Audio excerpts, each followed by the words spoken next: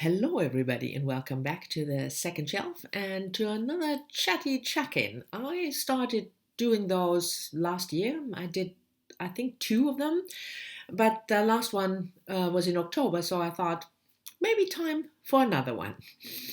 And one of the things, these chatty videos, if you're watching this for the first time, are about books sometimes, but also about other stuffs.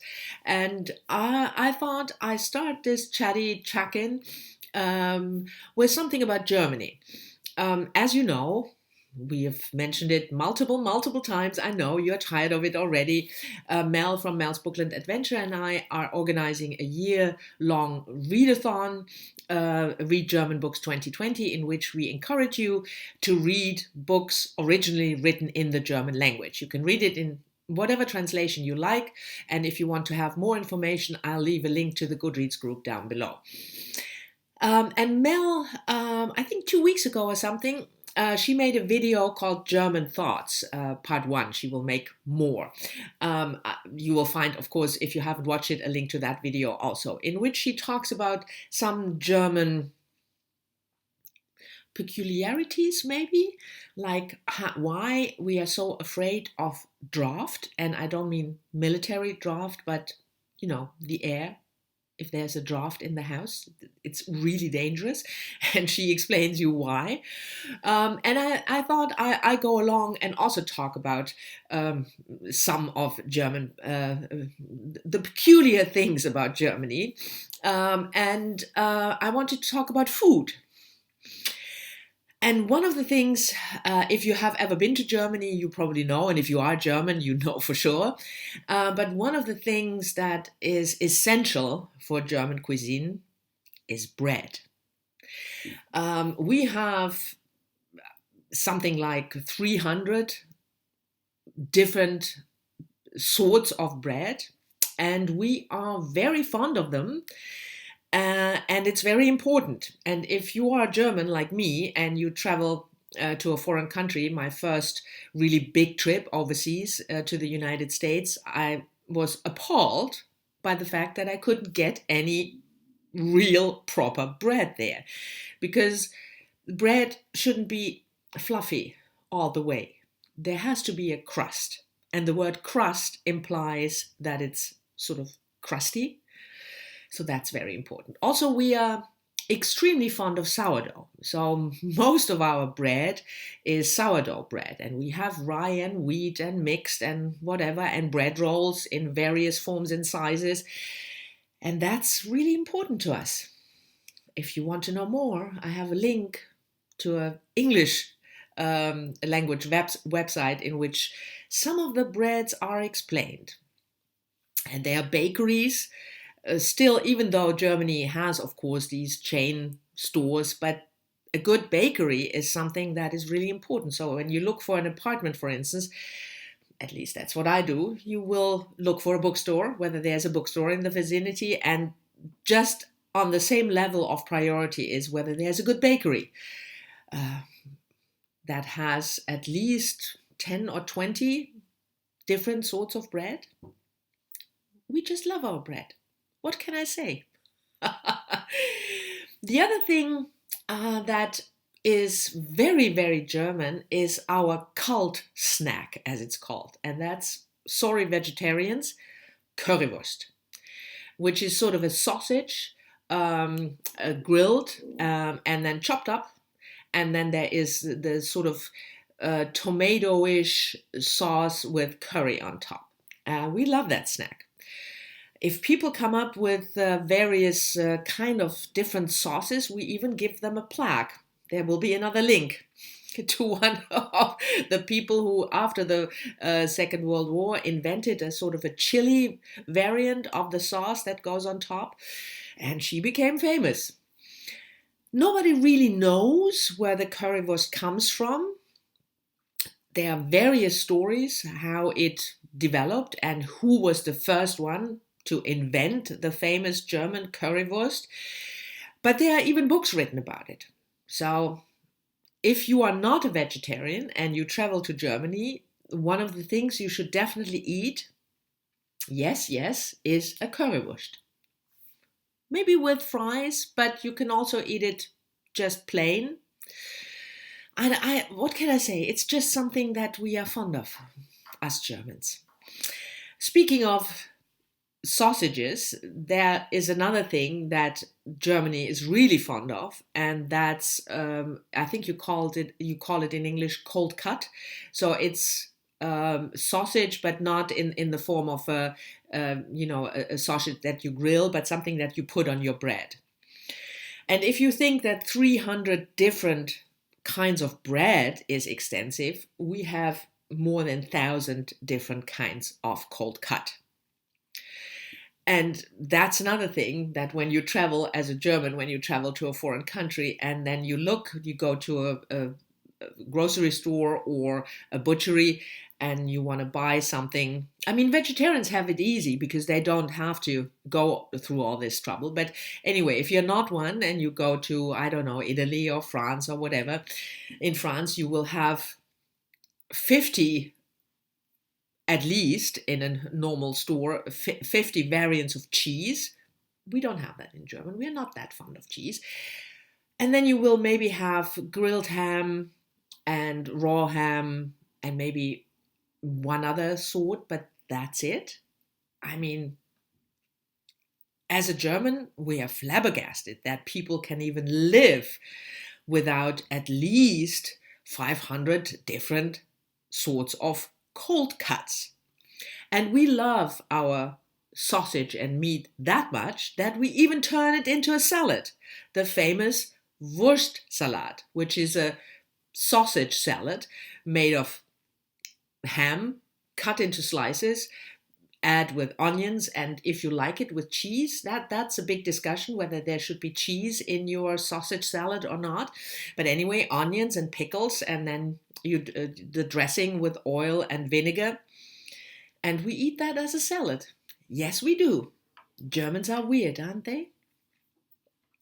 I don't know whether you ever been to Germany, if you watch this video, whether you have experienced all the abundance of currywurst and cold slice and bread, but I'm interested to know what you make of it if you are not from Germany originally. But for me, it was something that I thought was just the natural way to be. You had, I don't know, 10 varieties of bread at least in a normal store, even in a grocery store.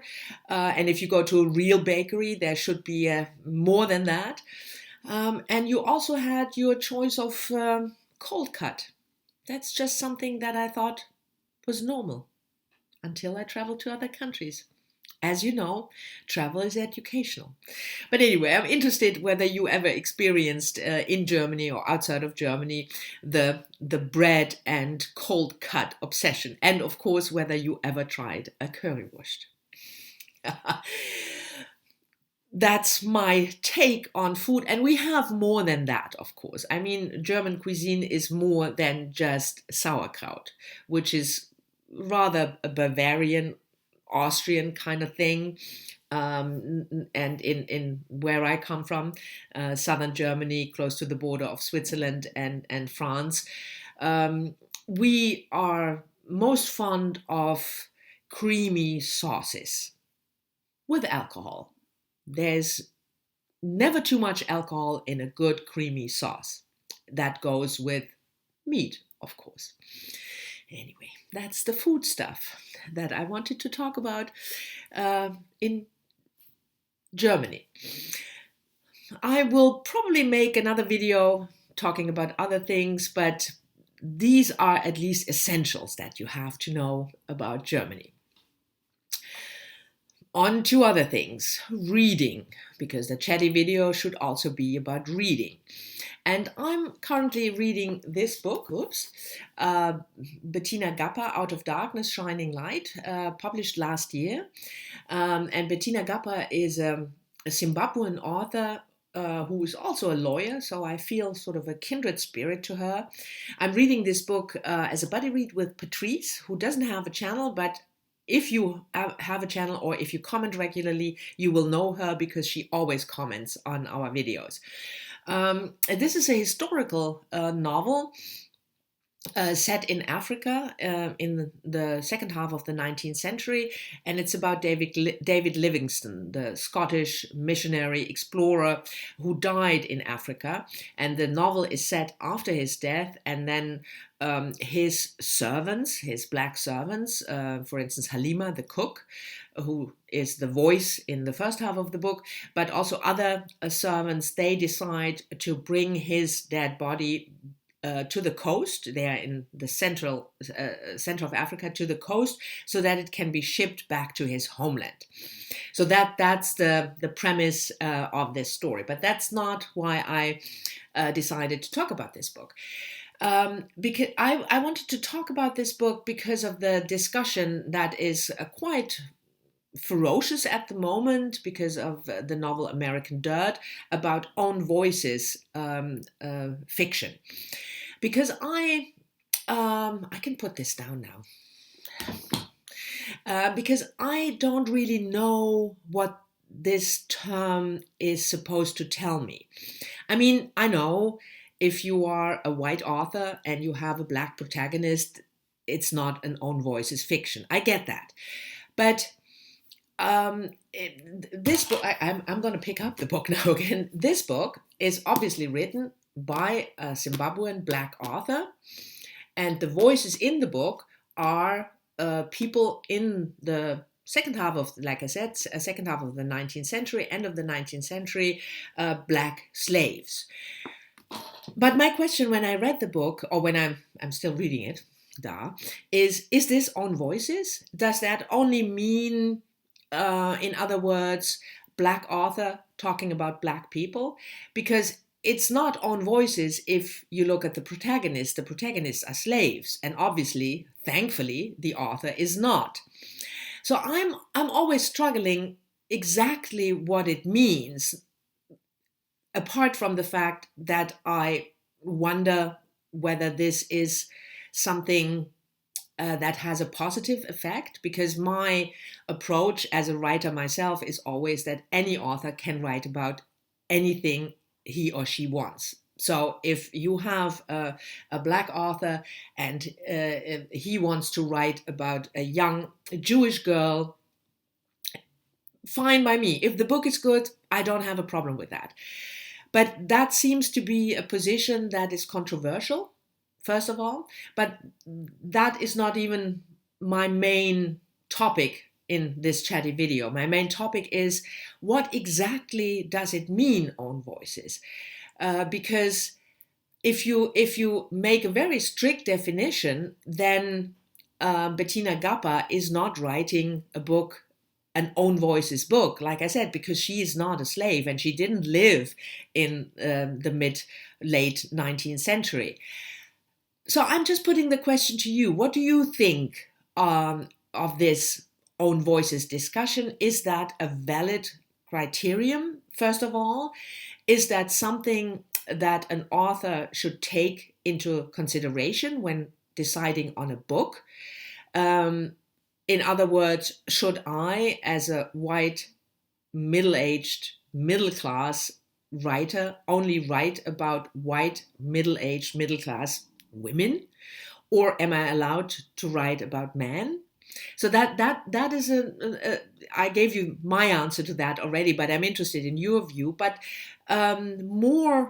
moreover, I'm interested in how you define own voices, you as the viewer. Do you define it simply on gender or race? Black author writing about black people, white author writing about white people? Or do you have a more strict version of it? I'm just struggling, as you can see, because I'm struggling for words, but I'm just struggling with this whole concept of own voices and what it means and whether it has any value. So I thought the best thing to do is just ask you. There you go. Anyway, these were the two things, because I don't want to make these videos too long. I know that I'm always complaining about my own video length. just forget what I said. But those were the two things that I wanted to talk about this time with the Chatty Check-in. Thank you very much for watching. I hope you've enjoyed it. I asked a couple of questions, so let me know down in the comments about the German food thing and about the On Voices issue. And I hope you enjoyed the video. I think I said that already. Well, if not, I hope you enjoyed the video, and I'll see you all soon in the next one.